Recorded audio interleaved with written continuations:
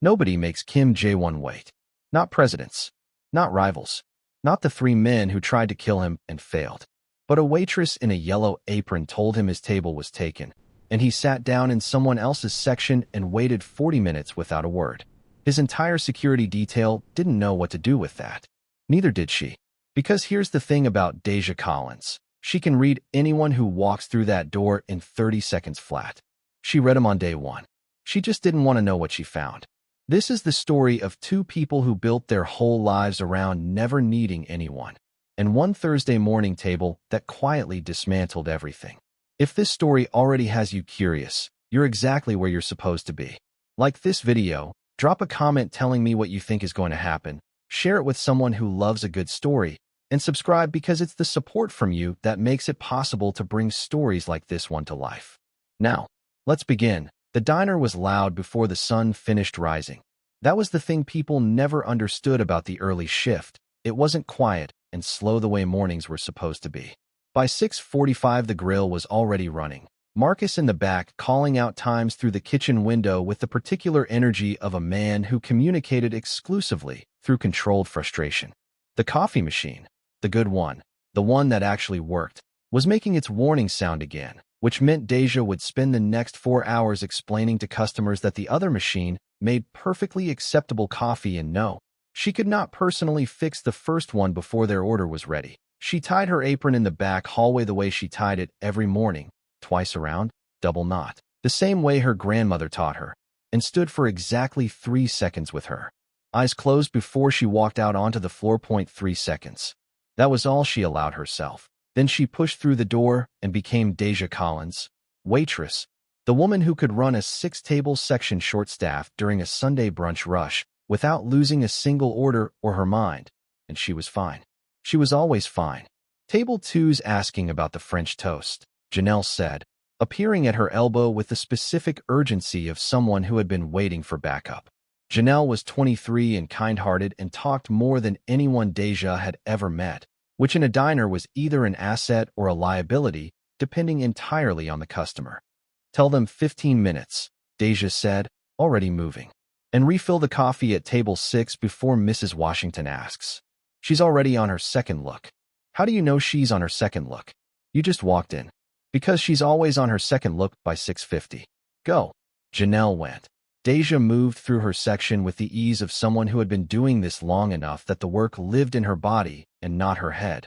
Refilling, checking, smiling at Mr. Patterson in his usual booth, confirming Marcus's timeline on the French toast, wiping down the counter at table 4 because the busing had missed a spot and she could see it from across the room. Table 4 was her table. Not officially. She didn't own tables. Nobody owned tables. But in the 4 years she had been at Carol's Diner, table 4 had always landed in her section. And she had stopped questioning it the way you stopped questioning anything that simply became true through repetition. It was a good table. Window adjacent, caught the morning light right, seated for comfortably but felt intimate at 2. The kind of table where people had conversations they didn't plan to have. Deja had heard proposals at table 4 and breakups, and one memorable Tuesday where a man had sat down intending to eat alone and ended up crying into his eggs while she refilled his coffee 3 times and said nothing except the things that needed saying. She was good at knowing what needed saying. She was better at knowing when to say nothing at all. Miss Carol came out of the back office at 7 sharp, the way she did every morning, moving through the diner with the unhurried warmth of a woman who had built this place with 30 years of early mornings and stubborn love. She was 61 and small and had the handshake of someone twice her size and the memory of someone who had never once forgotten a regular's order. How's the machine? Miss Carol asked, stopping beside Deja at the counter. Same. Marcus says he knows a guy. Marcus always knows a guy. The guy never shows up. Miss Carol smiled the tired smile of someone who had been having this conversation for 3 years. The usual crowd coming in this morning? Already started. Deja nodded toward the window booths filling up with the predictable rhythm of a Thursday. Mr. Patterson with his newspaper. The retired teacher, Mrs. Chun, already calculating her 15% tip in her head. The mother with the twins who would need extra napkins and Grace. And then, at 7:03, because it was always 7:03 on a Thursday, with the precision of someone who ran every part of his life to exact specification. The bell above the door rang. The temperature changed. It was the only way Deja had ever been able to describe it to Janelle, who had asked approximately 17 times why the whole diner seemed to shift slightly when he walked in. The temperature just changed. Like the air understood something before anyone's brain caught up. 12 men in dark suits filed in first. Not loudly. They were never loud. That was the thing. They were always absolutely silent, and arranged themselves along the walls with the practiced ease of people who did this professionally. Customers who had been settling into their breakfasts made small, unconscious adjustments, shifting slightly in their seats, suddenly very interested in their coffee cups. Nobody looked directly at the door. Deja looked directly at the door. Jae-won walked to table 4. He was tall. That was the first thing. Always. Because it was unavoidable. And he moved with the specific, unhurried certainty of someone who had never once in his life had to hurry for anything. Dark charcoal suit. Perfectly fitted, not a crease out of place. Sharp jaw. Eyes that moved across a room the way a camera lens moves, taking everything in, missing nothing, giving nothing back. That he sat down. Folded his hands on the table. Looked at nothing in particular. Deja picked up her order pad, crossed the floor, and did not let herself hesitate at the edge of his section, because hesitating would mean acknowledging that something about the crossing of that particular distance required more than the professional ease she was paid to project. The usual? She asked. He looked up. Those eyes found her face with the particular directness of someone who did not practice looking away. The usual, he said. She wrote it down. She had never once, in 17 Thursdays, needed to write it down. She told herself it was because she was being thorough. She told herself this while writing down an order she had memorized after the first visit and could have recited in her sleep. Black coffee, short stack, no butter on the side, eggs scrambled but firm, wheat toast. She wrote every word of it like she was seeing it for the first time. She walked back to the counter, clipped the order up for Marcus, refilled Mrs. Washington's coffee before the third look. He's back, Janelle said at her elbow. Voice dropped to the register she used for information she considered significant. I see that. He was here last Thursday too. He's here every Thursday, Janelle. And the Thursday before that. Yes, that's what every Thursday means. Janelle leaned slightly against the counter, studying table 4 with the unsubtle interest of someone who had not yet learned the art of looking without looking. He's really, don't, Deja said. I was going to say well-dressed. You were not going to say well-dressed. Janelle had the dignity to look slightly caught. He tips good though. He tips 40%. Every time. Every time. Exact amount. No change. Deja picked up the coffee pot. Don't stare at his table. I'm not staring, I'm observing. There's it, Janelle. Janelle stopped observing. Deja crossed back to table 4 with the coffee pot held steady in a hand that was absolutely, completely, professionally steady, and refilled his cup without being asked because it needed refilling, and that was her job, and that was the only reason. He didn't look up when she poured. He was looking at the window, at the street outside, at something she couldn't see. In profile, his face was even harder to read than straight on. All clean lines and controlled stillness.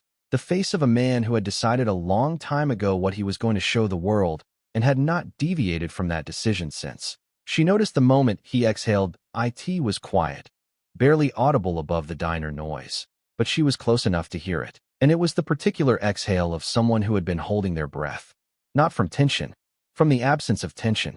Like sitting down at this table, in this noise, with butter and coffee in the air, was the first moment all week he had put something down. She filed that away in the drawer in her mind labeled "Not Examining This," and walked back to her other tables. 2 miles across the city, in an office on the 14th floor of a building that did not advertise its occupants. Park Sung was having the kind of morning that had become standard since the Thursdays started. He stood in front of Kim's desk with a tablet in his hand and the expression of a man who had long since made peace with the particular texture of his professional life, which was to say, highly competent, occasionally baffling, never dull. The Macau contact confirmed the timeline, he said. The shipment clears customs Wednesday night, which gives us a 12-hour window before. Move it. Sung paused. Move it. Thursday morning. Move the window to Thursday afternoon. Sung looked at his tablet. He looked at the calendar. He looked at Kim, who was reviewing a document and had the expression of a man who considered this conversation complete. "Boss," Sung said carefully. "This is the third time this month we've pushed the Thursday window.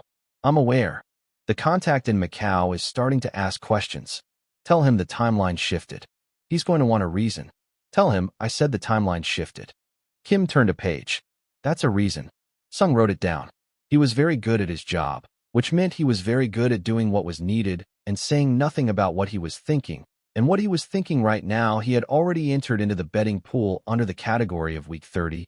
Kim actually speaks first. The pot was currently at an amount that would make a reasonable person uncomfortable. "The Voss collection," Sung continued. 8 months outstanding. For $0.2 million.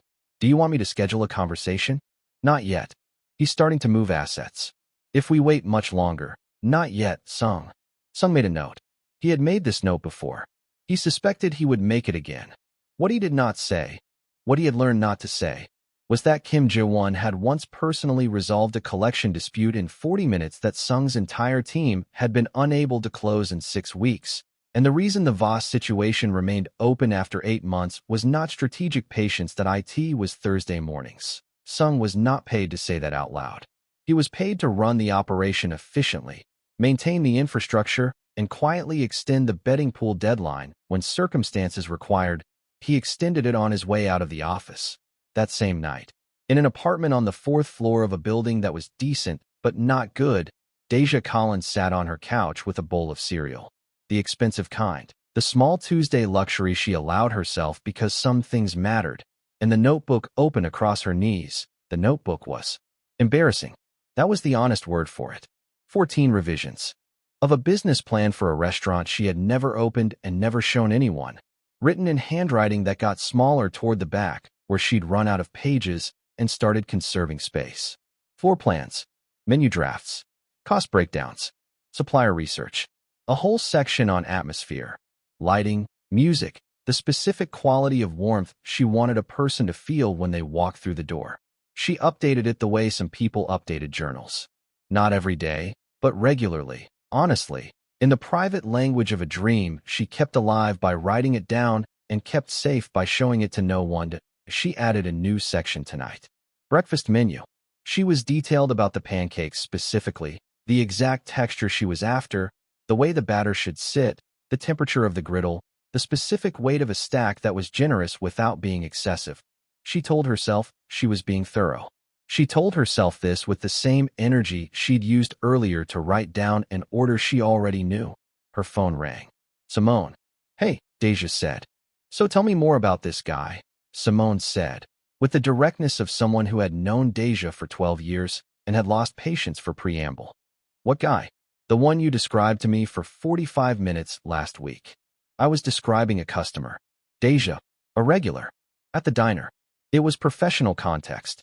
You told me the exact shade of his suit." "I have an eye for detail." "You told me he exhales when he sits down." Deja paused. "That was an observation about customer comfort levels." "Baby," Simone said, with the particular gentleness she deployed when she was about to say something true, "you can talk to me. There's nothing to talk about. He's a customer. He comes in on Thursdays. He tips well and doesn't make conversation, and that's the entire story. And yet here we are. Here we are because you called me.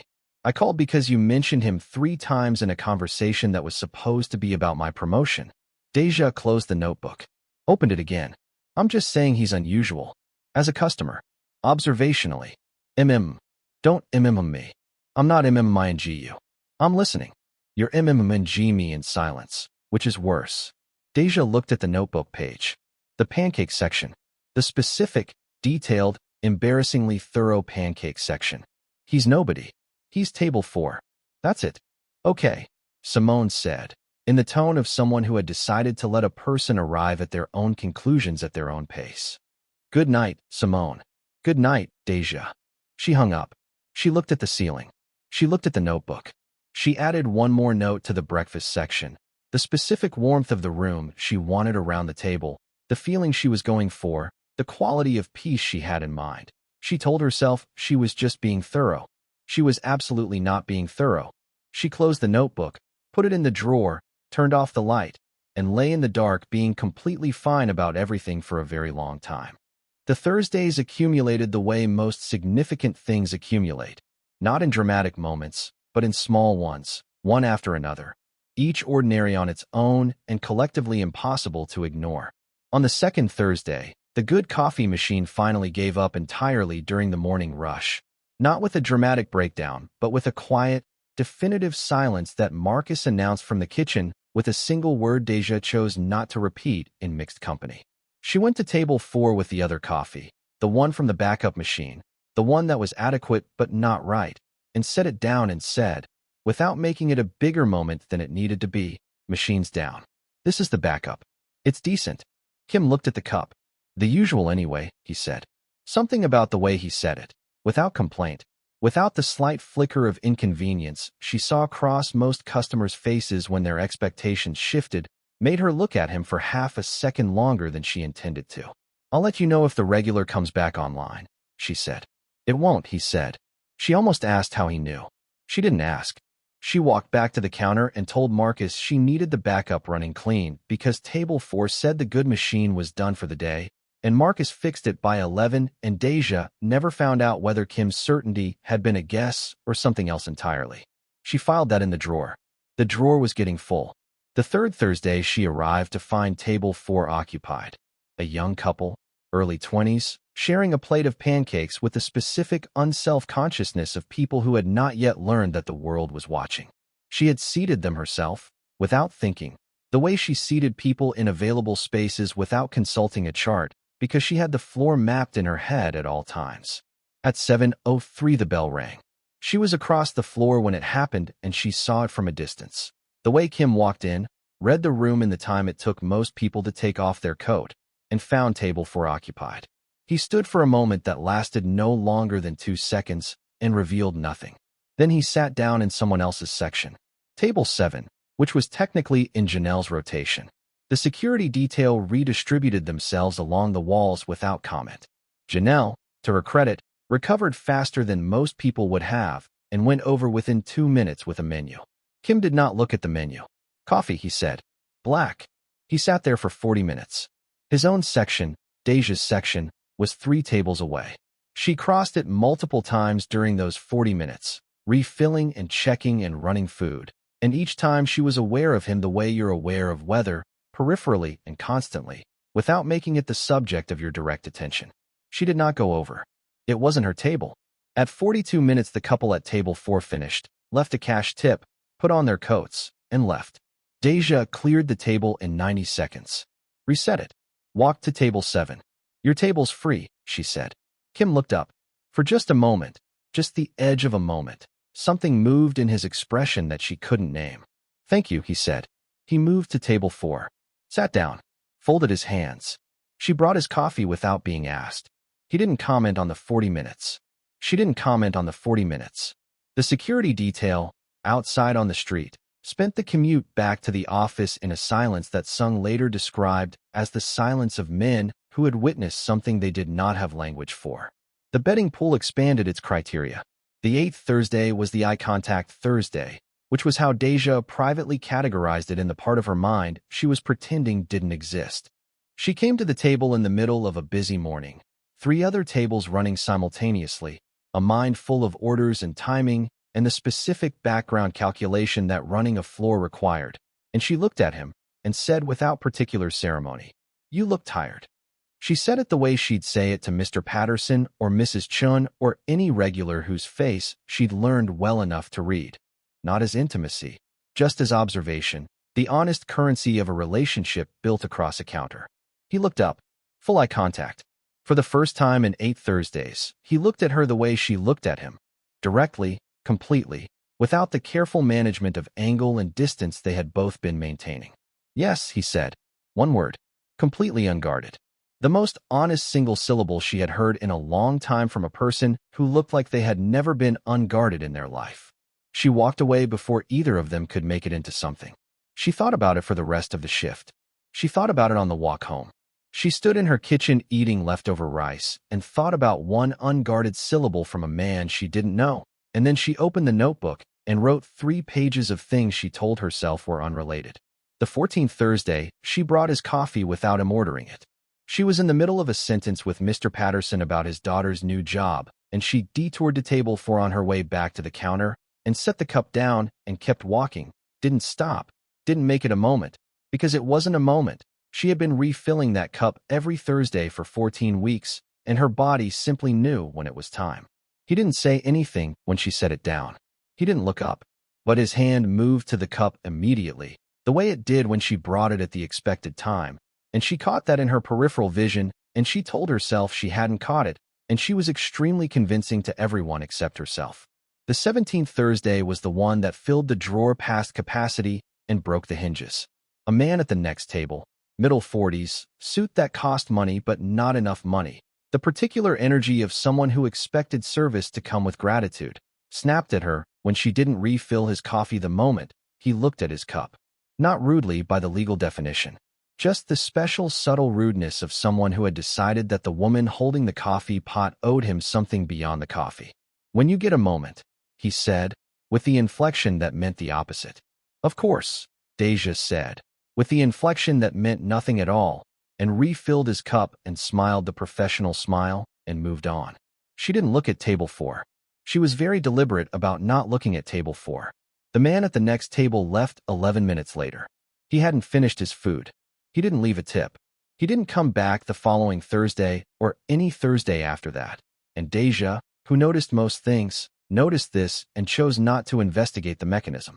What she noticed more was that 3 of Kim's security detail, the ones she'd started to recognize by position, the tall one near the window, the 2 near the door, had been less relaxed than usual for about 20 minutes after the interaction.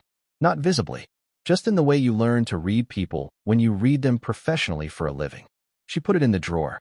The drawer had no more room. She bought a second drawer. 2 miles away, Park Sung was conducting what had become a weekly ritual he thought of privately as the Thursday debrief, which was not an official meeting and had no agenda and consisted primarily of him standing in the doorway of Kim's office, while Kim reviewed documents and Sung said the things that needed saying in the exact order they needed saying without saying the thing that was actually true. "The Macau contact wants confirmation by end of week," he said. "Confirmed. The situation with the Busan office. Handle it. The quarterly numbers. Leave them on the desk." Sung paused. This was the pause he used when he was transitioning to the real part. "The Voss collection." Kim didn't look up. "He's transferred 2 properties out of the primary holding company," Sung said. "If he moves the Meridian account before we engage, the recovery gets complicated." Kim turned a page. "Boss, I heard you. He's going to keep moving assets until there's nothing clean left to collect against. I know what he's doing." "Then?" "Not yet." Sung looked at him for a moment. He had worked for Kim Jae-won for 11 years. He had seen him make decisions that other people would have taken weeks to arrive at in the time it took to exhale. He had seen him see around corners that nobody else knew existed. He was not a man who waited on collections. He was not a man who let leverage erode through patience. He was also a man who checked his watch on Wednesday night, and the specific expression on his face when he did it was not the expression of a man thinking about a shipment. "The betting pool," Sung said carefully, "has been extended to week 50. That's not my concern. June has week 48. He's been insufferable. Then June can be insufferable.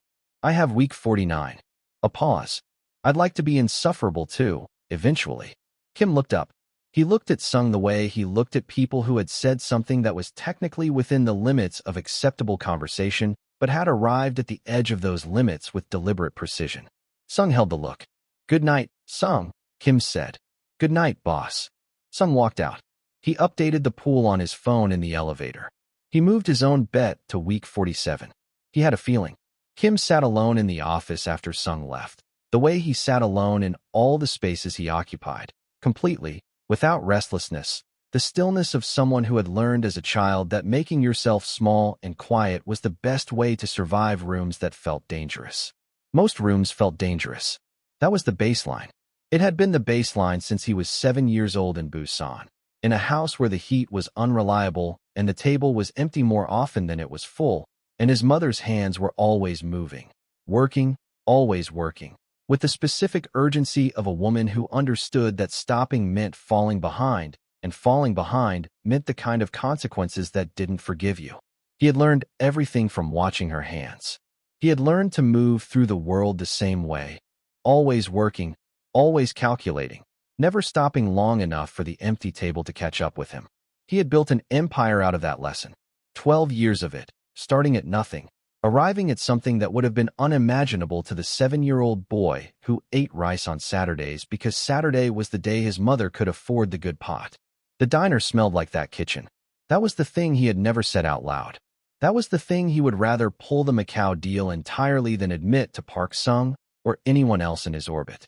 The butter, the coffee, the particular warmth of a room that ran on early mornings and fed people before the world got to them. It smelled exactly like the 1 hour of the week when he had been allowed to just be a child at a table. He had not felt like a child at a table in 31 years. He felt like it every Thursday morning at 7:03. He picked up his phone. He looked at the Voss file on his screen. He looked at the address he had already memorized.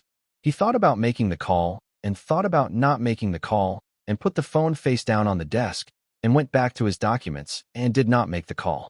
Not yet. Not yet meant something he was not ready to name. Outside his office, the city moved through the night the way it always did, loud and indifferent, and entirely unaware that the most controlled man in it was sitting in a temperature-exact room thinking about pancakes and a woman in a yellow apron who had looked at him on a Thursday 8 weeks ago and said you looked tired, like it was the most natural thing in the world to say to a person. Like he was just a person. Like that was all he was. He sat with that for a long time. Then he straightened his desk, everything in its exact position, every edge aligned, the specific order that meant the room was right, and he turned off the light and went home. He checked the Thursday schedule on his way out. Clear. Good. The eviction notice was taped to the front door at eye level, which meant whoever put it there wanted it to be seen immediately by the first person to arrive. That person was Deja, at 6:45 on a Tuesday, 2 days before Thanksgiving, a coffee in one hand and her keys in the other, and she stood on the sidewalk in the early cold and read it once before she went inside. Miss Carroll was at table 4 with a coffee she hadn't touched. That was the first sign of how bad it was. Miss Carroll always drank her coffee. Deja had never once seen her let it go cold. "How long have you known?" Deja asked, sitting down across from her. Miss Carroll wrapped both hands around the cup. "A few months." "How far behind?" A pause. "Far enough." "Miss Carroll, I kept thinking I could catch up." Her voice was steady in the way voices are steady when the person has already done their crying and arrived on the other side. The summer was slow. Then the fall. "I kept thinking the next month would be better." Deja read the notice again. Raymond Voss. 30 days. The building had been sold to a development company 3 months ago without any of them knowing, and the debt was called, and the math did not work, and there were 30 days left. Janelle arrived at 7 and cried with the immediate openness of someone who processed feelings in real time. Marcus put his head in his hands when he read the notice and kept it there for 2 full minutes in a silence that said everything he wasn't going to say out loud. The morning regulars arrived in 1s and 2s, felt the changed energy, and most of them left quietly, taking their usual orders to go. Deja read the notice a 3rd time. She put it down. She tied her apron. "I'll handle it," she said. Miss Carroll looked up from her cold coffee. "Baby, I'll handle it." She said it without drama, without volume, with the flat certainty of someone stating a fact. "I'm going to look into this, Voss. I'm going to find out what the options are. 30 days is 30 days, not nothing. Deja, there's no money to fight this. The legal fees alone. I said I'll handle it." She had $2,300 in savings, a legal knowledge that extended no further than what she'd absorbed from watching court shows during slow afternoons, and absolutely no plan. She also said it out loud in front of witnesses, which meant the only direction available to her was forward. She picked up her order pad. She went to table 3, where Mrs. Chun had been waiting with patient dignity for 7 minutes, and she took the order and called it back to Marcus, and spent the rest of her shift running her floor with the same efficiency she always ran it. Because falling apart on a Tuesday morning was a luxury she was not in a position to afford. That evening she opened her laptop. She started with Raymond Voss. He was not difficult to find. Men like Voss left extensive paper trails because extensive paper trails were how you demonstrated the kind of success that required other people to know about it. Development company, founded 11 years ago, portfolio of commercial and residential properties across the north side of the city. 3 luxury condo conversions in the last 2 years, all in neighborhoods that had been something else before he arrived. She dug further. Business filings, property transfers. The names of holding companies nested inside other holding companies like Russian dolls made of money. She was methodical about it in a way that surprised her. She had not known this particular competence was in her until she needed it, and now she pulled threads with the same calm focus she used to run a double shift, following one name to the next, one address to the next, building a picture. The picture was not clean. Voss had connections she didn't like. Not illegal, not explicitly, but the kind of connections that existed in the specific gray geography between legitimate business and things that didn't get discussed in public. Shell companies. Money that moved in ways that didn't add up if you were looking for it to add up. Names that appeared in news articles about investigations that had been opened and then quietly closed. She told herself this was useful context. She kept digging. And then, almost by accident, she was cross-referencing an address from a business filing, and her eye caught a detail in an unrelated article. She found herself in territory that made her close the laptop. She sat in the closed laptop silence for a moment. She opened it again. She wasn't looking for this. She was looking for leverage against Voss. She was not looking for whatever this thread was pulling toward. She was especially not looking for the particular shape of this thread, which had a texture she recognized from the 17 Thursdays of not examining. From the drawer that was full, from the specific way the other customers at table 4 had always given that table a wider berth than the room required.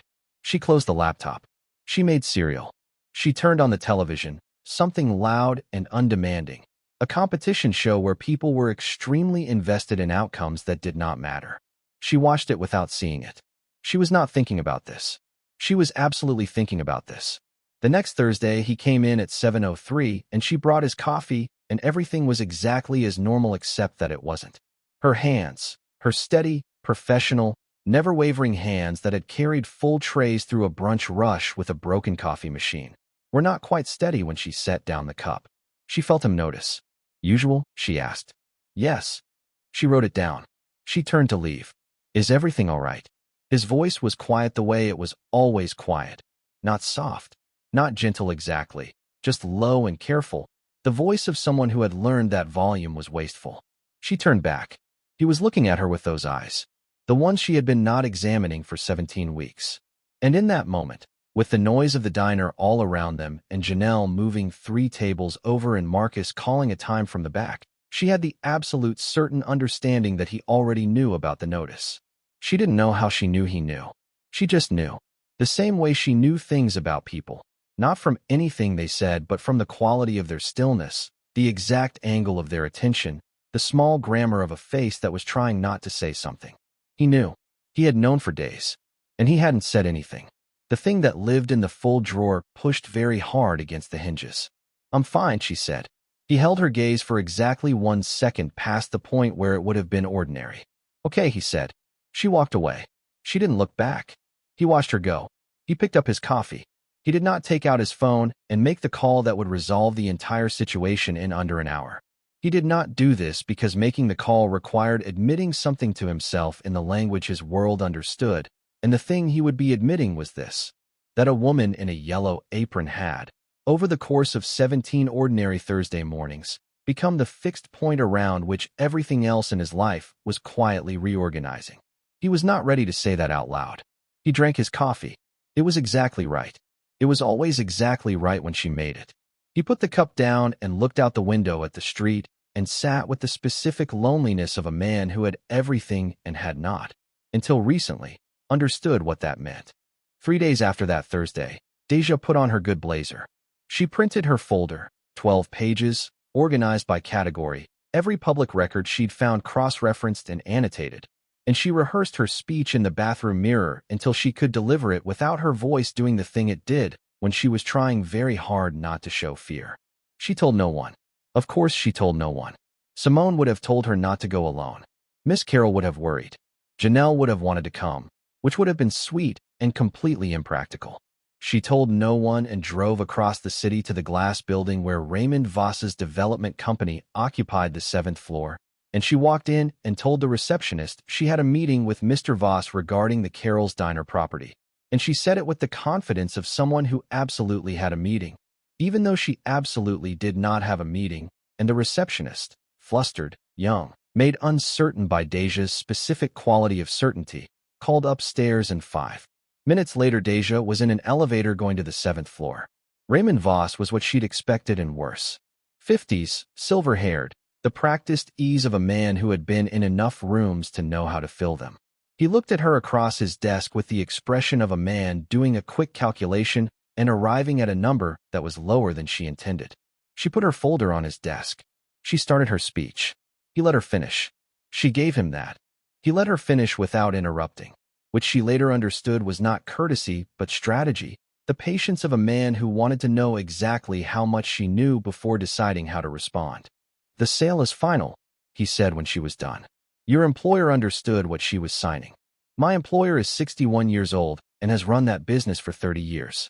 She deserves what she deserves," Voss said, with the particular smoothness of someone who had practiced being unkind in polished ways, "is a conversation with a financial advisor, which she should have had before she fell this far behind."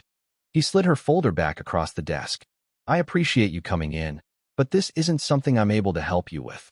"You could extend the timeline," Deja said. Her voice was completely level.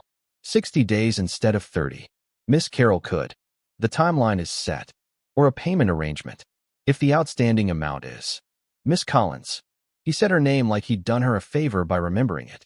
"I want to be direct with you. This property is part of a larger development project. The timeline isn't negotiable. The sale isn't reversible. And I'd encourage you to be careful about the questions you're asking into arrangements that don't concern you." He paused. "For your own sake." The room was quiet. Deja looked at him. She looked at him the way she looked at people she had fully read, completely, finally, without the filter of professional courtesy. And what she saw was a man who was accustomed to making threats that were not technically threats and having people understand what they meant. She understood what it meant. She stood up. She picked up her folder. "Thank you for your time," she said, in a voice that could strip the finish off his desk. She walked out. She pressed the elevator button. She rode down to the lobby. She walked to her car with the steady pace of someone who had not just been threatened in a 7th-floor office by a man in an expensive suit. She got in. She closed the door. Her hands were shaking. Not from fear. She wanted to be clear about that, at least to herself. Not from fear, not from the threat, not from the cold reality of a situation that was worse than she'd understood when she drove over here. From fury. Clean, specific, justified fury at a man who had looked at her folder and smiled, and said the sale was final, and told her to be careful like she was a problem he was solving instead of a person with a point. She pulled out her phone. She looked at it for a long moment. She put it back in her bag. She handled her own problems. She had always handled her own problems. She was not going to call someone and explain that she'd driven across the city alone to confront a property developer and had accomplished nothing and could use some help, because saying that out loud would require admitting that she needed something she didn't know how to ask for. She started the car. She drove back toward the diner, because there was still an afternoon shift and Miss Carol needed her, and Deja Collins, no matter what else was happening, always showed up for her shift. She did not notice the black car that had been parked half a block from the building's entrance when she arrived, and was still there when she left. She did not notice it pull away from the curb 2 minutes after she did. She was too busy being fine. Voss made the call at 4:17 in the afternoon. He made it from his personal phone, the one he kept separate from the business lines, the one whose number he gave to the specific category of people who operated in the specific geography between legitimate and otherwise. He was not a man who panicked easily, but the woman with the folder had unnerved him in a way he was not inclined to examine, not because of what she knew, which was less than he'd feared, but because of the way she'd looked at him when she stood up to leave, like she was memorizing something she intended to use later. He called a man named Choi, who owed him a favor from 3 years ago, and he told Choi that he needed a quiet conversation facilitated with someone in Kim Jae-won's network, nothing formal, just a courtesy communication, just making sure certain interests were aligned. Choi said he'd make a call. Choi made a call. That call went to a man named Beck, who was not technically in Kim's network, but knew someone who was, and Beck's call went up the chain with the particular speed of information that has a name attached to it, that makes people move quickly. Park Sung received the information at 4:49. He sat with it for 30 seconds, an eternity by his standards.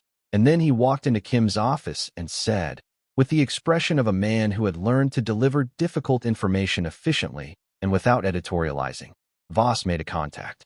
He's trying to establish whether we have an interest in a property on East Carroll Street. Kim looked up from his desk. The expression on his face was not the expression Sung had expected. He had expected calculation, the slight focusing of attention that meant Kim was assessing a situation from multiple angles simultaneously. He had seen that expression through every crisis, every negotiation, every situation Sung could remember in 11 years. This was not that expression. This was something else. Something that moved through Kim's face and was gone before Sung could name it, replaced immediately by the stillness he showed the world. When Kim said, "This afternoon," she went to his office. A pause. Alone. Yes. The silence that followed was the kind of silence Sung had learned to read the way other people read weather. This particular silence had a specific texture. It was the silence of a decision that had already been made, that had perhaps been approaching for weeks, that was simply now undeniable. Kim stood up. "Get the car," he said. Sung was already reaching for his phone. Deja was still sitting in her car outside Voss's building when the 3 black vehicles turned the corner onto the street. She had been sitting there for 20 minutes, which she told herself was because she was waiting for traffic to clear, which was not true because traffic had been fine for the last 18 minutes.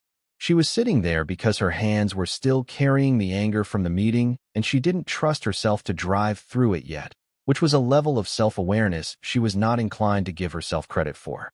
She saw the vehicles from her side mirror. She watched them park, efficiently, taking up exactly the right amount of space, and she watched the doors open.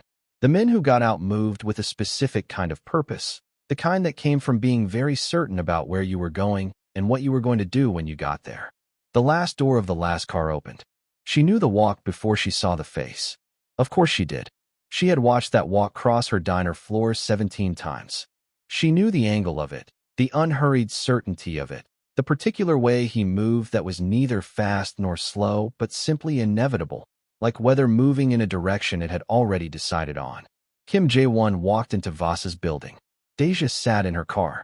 She sat in her car, and she watched the building, and she thought about 17 Thursdays and a drawer that was broken and a folder on a desk and a threat that was not technically a threat, and she thought about the way she had looked at him 8 weeks ago and said you looked tired and meant it as nothing except what it was, and the way he had said yes like he'd been waiting for someone to notice. She thought about all of that, and she did not leave. She waited. 22 minutes later, the front doors opened. Kim walked out first, the way people walked out of situations they had concluded, with the particular quality of someone who had resolved a thing and was now on the other side of it. His suit was exactly as it had been when he went in. His face was exactly as it always was, controlled, unreadable, giving nothing away to the street. He saw her car immediately. She saw him see it. He stopped. They looked at each other through her windshield across 40 feet of parking lot, and the entire weight of 17 weeks of not examining landed between them with the specific finality of something that had been waiting for its moment. Deja got out of the car. She crossed the distance between them, and she stopped 6 feet away, and she looked at him, and he looked at her, and neither of them said anything for a long moment. "You knew," she said. "Yes." "How long?" It wasn't a question. The flatness of it carried the whole thing. The 17 Thursdays, the drawer, the cash payments, the men near the exits. "Long enough," he said. And then, because he had decided somewhere in the last 22 minutes that there was no version of this where honesty was not the only option available to him. About the diner. "A few weeks. About the rest, longer." "The rest," she repeated. "What you were starting to figure out." The afternoon was cold. Traffic moved on the street behind him. Somewhere up on the 7th floor, in a glass office, a man in an expensive suit was presumably doing whatever men like that did after situations like the one that had just concluded. "She's not going to lose the diner," Kim said. "Because you." "Yes." "Without asking." "I didn't think you'd." "I had a plan," Deja said. Her voice was quiet. Completely quiet. The quieter she got, the more the situation should worry. Her mother's voice in her head. "I had a plan, and I was working it, and you," she stopped. "Breathed once. You don't get to decide that your way is better without asking." He held her gaze. You're right, he said. The flatness of it. No defense, no explanation, no redirection, was the thing she hadn't prepared for. She had prepared for justification. She had a response to justification. She did not have a response to a man in a charcoal suit looking at her with eyes that missed nothing and saying you're right like it cost him something to say it, and he was paying it anyway. About all of it, he said. You're right. Park Sung, positioned 30 feet away with the practiced invisibility of a man who had spent 11 years being present without being in the way, quietly took out his phone and moved his bet from week 49 to week 47. The drive back to her apartment was quiet. The evening was quiet. Simone called and Deja let it ring and then called back 10 minutes later. Something happened, Simone said, instead of hello. I went to see Voss today. Deja. I had a plan. You went alone. I always go alone. What happened? She told her. All of it. The meeting, the threat, the parking lot, the 3 black cars, the 22 minutes, the conversation. Simone listened without interrupting, which was unusual, and when Deja finished there was a silence that had the texture of careful thinking. He fixed it, Simone said finally. Without asking. Without asking, Simone agreed. And you're angry? Of course I'm angry. I was handling it. Were you? Simone. I'm asking. Actually asking. Because you've been telling me you were handling it for 3 weeks and your plan was a folder and $2,000, and the specific energy you get when you've decided something is your problem, even when it maybe isn't only your problem. Deja was quiet. He fixed it, Simone said again, more gently. For Miss Carroll. For the diner. And maybe, a pause. Maybe for something else too. Don't. I'm just. He lied by omission for 4 months. He didn't lie. He just didn't tell you what he was. That's the same thing. Is it? Simone said.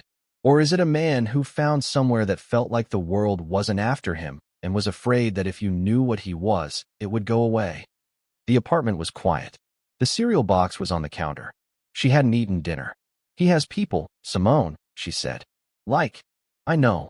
That's not nothing. No, it's not nothing. A pause. But you've been looking at his table every time the door opened on days he doesn't come in. I know because you told me about it without realizing you were telling me about it. Gentle, completely certain.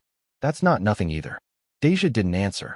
She sat with it after she hung up, in the quiet of her apartment, with the cereal box and the notebook in the drawer and the business card that wasn't there yet, but felt like it was already coming.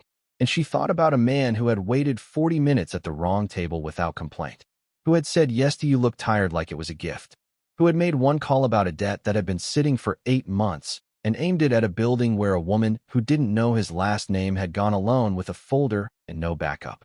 She thought about the fury, which was real and valid, and she was keeping it. She thought about the thing underneath the fury, which was also real, and which she was not ready to name yet, but which had been building in the drawer since the second Thursday, when she noticed him exhale. She went to bed. She did not sleep well. She was fine. She didn't go to work for 3 days. She called Miss Carroll on Tuesday morning with the specific voice she used when she needed someone to believe something that wasn't entirely true, and she said she had a cold coming on and didn't want to bring it into the diner, and Miss Carroll said, "Baby, take your time," and Deja hung up and lay on her couch and stared at the ceiling with the particular stillness of someone whose mind was doing very loud things. The cereal situation deteriorated. She had meant to buy milk and had not bought milk, and by Wednesday morning she was eating it dry from the bowl with the methodical joylessness of someone who had made worse decisions than this and survived them. Simone arrived on Wednesday afternoon without being asked. She knocked once, and when Deja opened the door, she looked at Deja and Deja looked at her, and Simone walked in and put a bag of groceries on the counter without saying anything about it. "I brought milk," Simone said. "I don't need milk. I brought it anyway." She put the kettle on. She moved around the kitchen with the ease of someone who knew where everything was, which she did, because she had been in this kitchen enough times to have an opinion about where things should live. "How are you actually doing?" "I'm fine." "Okay." Simone leaned against the counter and looked at her with the particular patience of someone who had been Deja's best friend for 12 years and understood that fine was the first word in a longer sentence that would arrive eventually. "We can just sit here until you're ready." They sat. Deja ate her cereal dry because she was going to finish it before she put the milk in, as a matter of principle. "He has people, Simone," she said finally. Like, actual people. Whose job it is. To be. People. I know. That's not the life I'm trying to have. I know that too. I'm trying to open a restaurant. I'm trying to do something real. Something that's mine, I don't have space for. She gestured with the spoon, a vague motion that encompassed everything she didn't want to name. This. What is this? You know what this is. I want to hear you say it. Deja put the spoon down. A man I don't know? Who does things I can't ask about? Who came into my life through my section and my table and she stopped. My routine. My Thursday morning routine. And now I can't. She stopped again. Can't what? Simone said quietly. The apartment was quiet. Traffic outside. The kettle starting to build. I looked at the door every time it opened on Friday, Deja said. My whole shift. Every single time. She looked at her hands. He doesn't come on Fridays. I know he doesn't come on Fridays. And I still looked. Simone nodded. Said nothing. I've been updating the notebook, Deja said. The breakfast section specifically. I've been. She laughed, a short, slightly pained sound. I added a whole section on pancakes. I told myself it was recipe development. Was it? A long pause. No, Deja said. Simone poured the tea. She brought 2 cups to the couch and sat down and handed one over and waited. Because this was the part of knowing Deja that required patience. The part just before she got to the real thing. What do I actually want? Deja said. The question Simone hadn't asked yet. The one she was asking herself. I don't know. That's what I'm asking. I want. She wrapped both hands around the cup. I want someone who shows up. Quietly. Consistently. Without making me feel like a project or a situation that needs managing. She looked at the cup.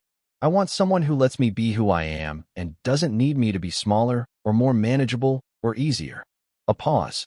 I want to not feel like I'm carrying everything alone all the time. Simone didn't say anything. And I want to open the restaurant. Deja continued. My restaurant. With my menu and my room and my specific quality of warm, and I want it to be mine and I want to not be afraid of it anymore. The apartment was very quiet. Those are good things to want, Simone said. They're terrifying things to want. Also that. Deja drank her tea. Outside the window, the city moved through its afternoon without pausing for any of this, which was either comforting or cruel, depending on your relationship to scale. He scares me, she said. Not like that. Not the way you'd think. He scares me because I looked at him on day 1 and I read something and I put it in a drawer and locked it, and the drawer is broken now and I have to figure out what to do with what I found. What did you find? Simone said. A long pause. A person who feels safer in my section than anywhere else in his life, Deja said quietly. And I don't know what to do with that. I don't know what it means for me. I don't know if I'm equipped for whatever his actual life is. She looked at Simone. I don't know if I want to be. But I keep looking at the door on days he doesn't come. Simone put her cup down. She looked at Deja with the clear eyes of someone who loved her without needing her to be different than she was. Then go to work tomorrow, she said. Not for Miss Carroll. Not for the paycheck. Go for yourself and see what you find out. 2 miles away, Kim Jae-won was doing the Thursday thing. He had not considered not doing it. The thought had not occurred to him. Table 4 was where he went on Thursdays, and the fact that the situation had shifted, the fact that she knew things now that she hadn't known before, the fact that there was a conversation outstanding that he did not know how to have, none of that changed the pull of it. Thursday, 7:03. The usual. A different waitress came to his table. Young, nervous, doing her best. She had a good instinct for when to leave space, and she used it now, taking his order without unnecessary words and retreating quickly, and he appreciated that even as the table felt wrong in a way that was difficult to locate specifically. He ate. He tipped exactly 40%, because the amount had nothing to do with the waitress and everything to do with the table, and he had been tipping 40% at this table for 17 weeks regardless of circumstance. He left. In the car, Sung was unusually quiet. Say it, Kim said. Sung considered his words. The table looked right, he said carefully. Everything was in order. It wasn't right. No, Sung agreed. It wasn't. They drove in silence for a moment. She'll come back, Sung said. Not sycophantically. Sung had never been sycophantic, which was one of the reasons Kim had kept him for 11 years. Just factually, with the confidence of a man who had been watching this situation develop since week 1 and had placed his money accordingly. You don't know that. I know she went to Voss's building alone with a folder and stayed in the parking lot for 20 minutes after you went in, Sung said. A woman who wanted nothing to do with this would have left. A pause. She stayed. She got out of the car. She said everything she needed to say, and she said you're right when you agreed with her. Another pause. That's not a woman who's done with something. That's a woman who's figuring out what she wants to do with it. Kim looked out the window at the city moving past. The notebook, he said. Sung waited. She has a business plan, Kim said. For a restaurant. She's been working on it for years. She hasn't shown it to anyone. How do you know that? A pause. I pay attention. Sung made a note that was not in any official document. And when she's ready to move on it, she's going to need someone who can facilitate the financial infrastructure without making her feel like a charity case. Kim turned from the window. Quietly. No conditions. No timeline. Sung looked at him. Boss. What? You are aware, Sung said, with great care, that this is the conversation a person has when they've decided something. I'm aware. I want to be clear that I have week 47 in the pool. I know you have week 47. I'm just making sure we're on the same page. Kim looked at him with the look that meant the conversation was over. Sung made another note. Deja went back on Friday. She told herself she was going for Miss Carol. For the regulars. For the rhythm of a morning that needed to keep moving regardless of what was happening in her personal life, which was a categorization she was using loosely because she was not entirely sure this qualified as her personal life yet, which was itself a thought she was not examining.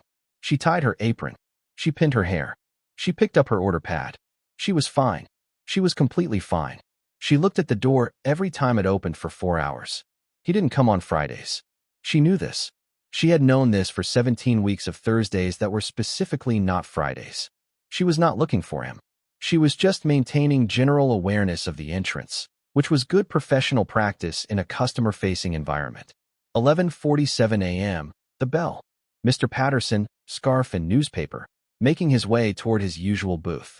Deja smiled and went to seat him, and her chest did something she did not acknowledge. The specific, complicated feeling of a door that opened and was not the right door, and she brought Mr. Patterson his coffee and took his order and was completely fine about all of it.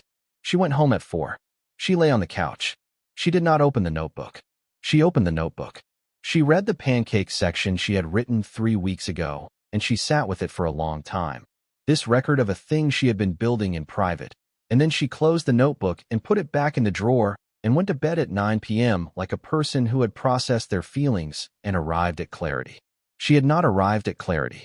She arrived at Thursday. Nobody expected Wednesday. Deja was running 3 tables short-staffed. Janelle had called in sick, which meant the section coverage was thin, and the morning rush was the kind of morning rush that required every part of her attention. And the coffee machine was making its sound again, and the kid at table 7 had committed orange juice to the floor with a commitment that suggested he had never once felt regret about anything. She was in the middle of a trajectory between table 3 and the coffee machine when the bell rang. The diner adjusted. The invisible temperature shift. The small unconscious movements of customers who did not know why they were making them. She looked up. He was not supposed to be here on Wednesdays. Kim walked in and read the room and found table 4 occupied. The young couple again. Same table, different pancakes. And without breaking stride, he moved to table 7, the orange juice table, and sat down next to the kid, who looked up at him with the complete fearlessness of someone who had not yet learned to be afraid of things that were larger than him. You're really tall, the kid said. Kim looked at him. Yes. Cool, the kid said, and returned his attention to what remained of the orange juice situation. Deja put the coffee pot down and picked it back up and crossed to table 7 and refilled the cup that wasn't there yet. She had to bring one first, from the counter, which she did, and she set it down and poured without looking at him because she was a professional and this was a professional interaction. Her hand was steady. You're not supposed to be here on Wednesdays, she said. No, he agreed. The diner noise moved around them. Someone called an order from the back. The coffee machine made its sound. She should leave. 3 other tables. The machine. The kid's orange juice situation required adult intervention at some point. She didn't leave. The diner's still open, she said. Carefully neutral. I know. Miss Carol doesn't know why Voss dropped the claim. She thinks he just changed his mind. People change their minds. Deja looked at him then. Really looked at him. The way she had been not looking for 17 weeks, and he met it. All of it. The 17 weeks of it. The drawer and the fury and the Friday door watching. And he did not look away. "Did you do it for the diner?" she said. "Or did you do it for me?" The kid at table 7 produced a drawing from somewhere. Crayon on a paper napkin. A creature that was either a very large dog or a dinosaur, and held it up toward Kim with the gravity of someone presenting important work. Kim looked at the drawing. He looked at it like it deserved his complete attention, which it did, because the kid had put something real into it, and Kim Jae-won, who missed nothing, knew what real effort looked like regardless of the scale. "Dinosaur," the kid said. "I made it." "I can see that," Kim said. He looked at it for another moment. "The feet are good." The kid looked at the feet, considered this, nodded with the satisfaction of an artist receiving informed feedback. Kim looked back at Deja. "Yes," he said. Not an answer. Entirely an answer. Both things at once, the diner and her, no separation between them, because there wasn't one and there hadn't been one for a long time. The parking lot after her shift was exactly as unromantic as a parking lot was supposed to be. Cold concrete, the smell of exhaust from the street, the distant sound of a city that continued regardless of what was happening in its smaller moments. Deja came out the back at 3:14, still in her apron because she had forgotten to take it off, which she never did. Kim was leaning against a car that cost more than her annual salary with the particular stillness of a man who had decided to be somewhere and was simply being there, without agenda, without the managed calculation she associated with him in other contexts. He looked, she thought, like someone who was waiting to be told what happened next. She stopped a few feet away. They both looked at something that was not each other. "You should have told me," she said. "First thing. No preamble, no warm-up, straight to the center of it." "Yes," he said. "I looked stupid. You were never." "I looked stupid to myself." Her voice was quiet. The quieter she got. "I read people. That's what I do. I read people, and I didn't read you, and I put things in a drawer and locked it and told myself I was being professional. That bothered me more than the rest of it." He was quiet for a moment. When he spoke, it was with the specific care of someone who had decided, possibly recently, and with some cost to themselves, that honesty was the only currency that worked here. "You did read me," he said. "You just didn't want to know what you found." She opened her mouth, closed it. He continued, looking straight ahead at the street. "You knew something was different. You knew for months. You looked at table for every time the door opened when I wasn't there." He paused. "I watched you look. That is, I was not." "Deja." She stopped. Her name. The first time. 2 syllables carrying the weight of 17 Thursdays, of 40 minutes at the wrong table, of coffee brought before it was ordered, of an exhale she had noticed on the second week and filed away and never stopped thinking about. It landed with the quiet force of something that had been waiting a long time to be said. Something shifted. Not dramatically. Not the way things shifted in stories where the moment was announced by weather or music or the alignment of circumstances.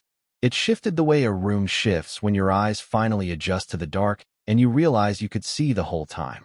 "I don't know what to do with you," she said. The most honest thing she had said in 4 months. Maybe longer. "I know," he said. "I don't know what to do with you either." She looked at him. "That's supposed to be reassuring?" "It's supposed to be true." 30 feet away, Park Sung was looking at his phone with the studied concentration of a man who was absolutely not listening to anything happening 30 feet in front of him. "You scared me," she said quietly. The words cost something. She paid them anyway. "I know. I don't scare easy. I know that too. So you understand why I need you to." She stopped. Searched for the word. There wasn't one word. "Explain," he offered. "Everything," she said. "Not right now, not all at once, but eventually. Everything. Because I don't do half-truths and I don't do situations I don't understand and I don't do." She gestured at him, at the suit, at the men positioned at the perimeter of the parking lot in the specific way of people who were professionally vigilant. "This," without knowing what this is. "This," he said. "This," she confirmed. He looked at her for a long moment. She let him look. She let him see all of it. The apron she'd forgotten to take off, the tiredness behind her eyes, the fury that had quieted but not disappeared, and underneath it all the things she had been protecting for 4 months that he had apparently been seeing since the beginning. "Okay," he said. "Okay. Everything. Eventually." He said it the way he agreed to terms. With the weight of someone who kept commitments because they did not make them lightly. I can do that. She searched his face. The instinct she had been overriding for 4 months, she let it run. She let it read him the way it read everyone, fully and without the filter of what she wanted to find. It didn't say danger. It said, this man has been sitting at your table every Thursday for a year waiting to be seen by someone who is not afraid of him. It said, he exhales when he sits down because your section is the only place in his life where nothing is required of him. It said, he waited 40 minutes at the wrong table not because he was strategic about it, but because leaving was not something he was willing to do. She looked away. Not retreat. Recalibration. Thursday, she said, readying her apron with the brisk efficiency of someone concluding a practical conversation. Your table's going to be free. Mr. and Mrs. Peterson switched to booths. A pause. I'll be there, Kim said. I know, Deja said. You always are. She walked back inside. He stood in the parking lot and watched the door close behind her, and he stood there for a moment in the cold afternoon with something moving through his chest that he did not have a word for, had never had a word for, had spent 31 years outrunning, and he let it move. Park Sung appeared at his elbow with the timing of someone who had been counting seconds. The betting pool, he said. Pay out whatever needs paying. There was a substantial contingent who bet on never, so technically. Sung. Week 47 wins. I want that acknowledged. Acknowledged. Sung smiled at his phone. It was a small smile, private, the smile of a man who worked for someone who was, in this particular moment, exactly as human as the rest of them. Good outcome, Sung said. Go get the car, Kim said. Sung went to get the car. Kim looked at the diner door one more time. Through the glass, he could see the familiar shape of the floor, the tables, the regulars, the counter where the coffee machine was probably still making its sound. He could see Janelle moving between tables with the energy of someone who had returned from sick leave and was overcorrecting. He could see Marcus's hands through the kitchen window, moving the way hands moved when they knew the work. He could see Deja's back, yellow apron, hair pinned up, order pad in hand, moving through her section with the ease of someone who had built their competence into their body over years, who carried the work without being weighed down by it. His table was empty, clean, waiting. Thursday, she had said. He got in the car. Thursday came the way all Thursdays came, announced by the particular shift in the week's rhythm that Kim had been tracking for months before he understood what he was tracking. He was at the diner at 7:03. The security detail took their positions. He walked to table 4, sat down, folded his hands. Deja arrived with the coffee pot in 30 seconds. She poured his cup. She looked at him. You look tired, she said. Something moved across his face. The not smile, the one that lived just below the surface of the controlled expression he showed the world, the one that was better than a smile because it was real. I haven't been sleeping, he said. Drink more water. She held the pot. The usual? Yes, he said. She wrote it down. She had never once needed to write it down. She wrote it down anyway, because some things deserved to be recorded, even if only on a diner order slip that would be thrown away at the end of the shift. She walked toward the kitchen. She stopped. She turned. Kim, she said. He looked up immediately, like he had been waiting for his name in her mouth the same way she had been waiting to use it, with the specific readiness of someone who has been anticipating a thing and arrived at it finally, not with relief, but with something quieter and more permanent than relief. For what it's worth, she said, this is still my favorite table to work. She disappeared into the kitchen. At table 4, Kim Jae-won picked up his coffee. He took a sip, and he sat in the warm noise of the diner, butter and coffee, Marcus calling times, Janelle overcorrecting her way through the section, the regulars in their regular places, and he felt, for the first time in a very long time, completely at peace. 6 months passed the way things passed when you were paying attention to them, fully, with detail, with the texture of real time rather than the compressed memory of things you rushed through. She slid the notebook across table 4 on a Thursday morning when the diner was at its normal volume, neither looking at him when she put it down nor moving away quickly the way she would have before. She walked back to the counter. She refilled Mrs. Chen's tea. She took an order at table 3. She did not watch him read it. He read every page. Slowly. The floor plans, the menus, the supplier research, the section on atmosphere, the specific quality of warm she was going for. The pancake section, detailed and exact, and written in handwriting that got smaller toward the back, where she had run out of pages. 14 revisions of something she had been building in private for years. He read the whole thing the way it deserved to be read, with complete attention, the same attention he gave to everything that mattered. When she came back to refill his coffee, there was a business card on top of the closed notebook. No name, just a number. Call it when you're ready, he said. No conditions. No timeline. She looked at the card. She looked at him.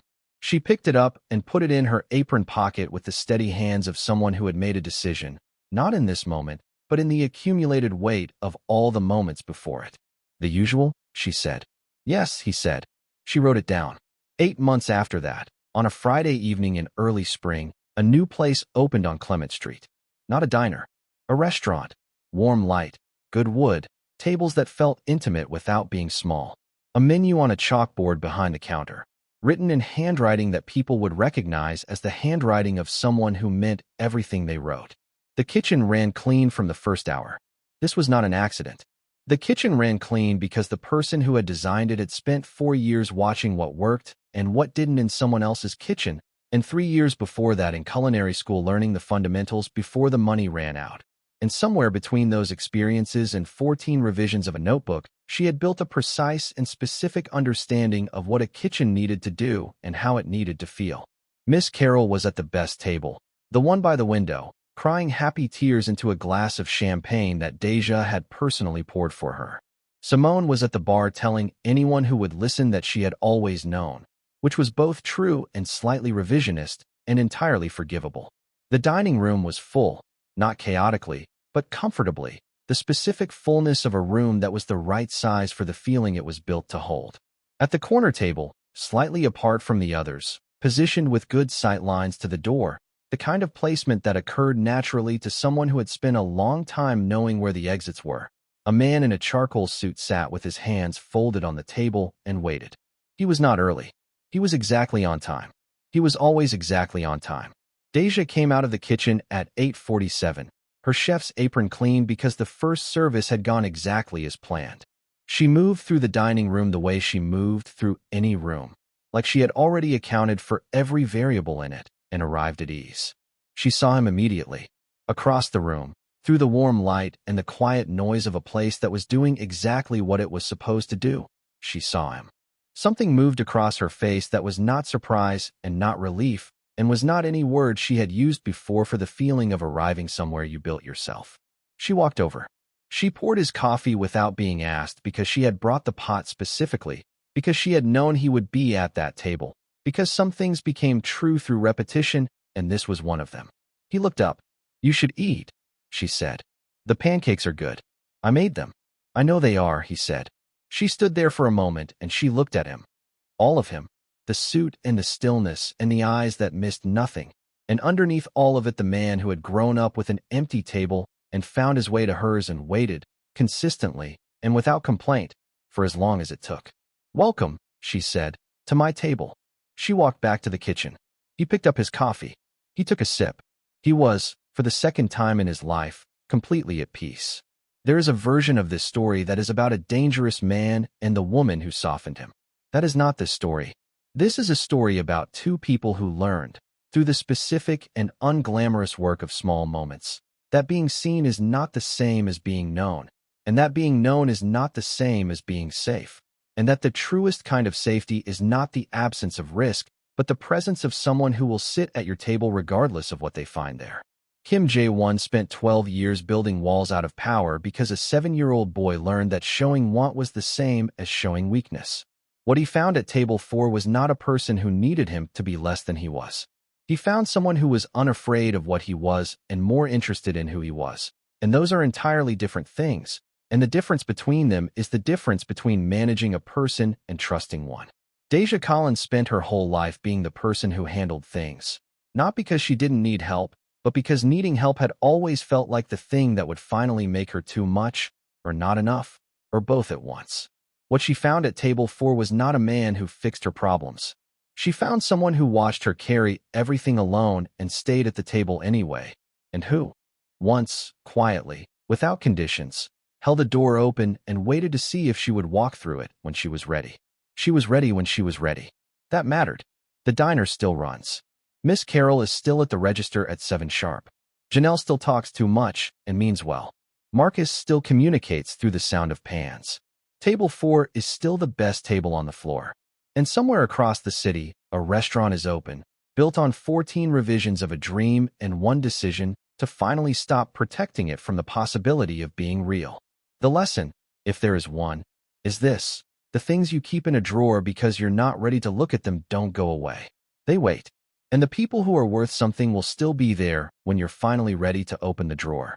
And sometimes the most dangerous thing in your life is not the thing you were afraid of. It is the table you almost didn't sit down at. Thank you for spending your time with this story.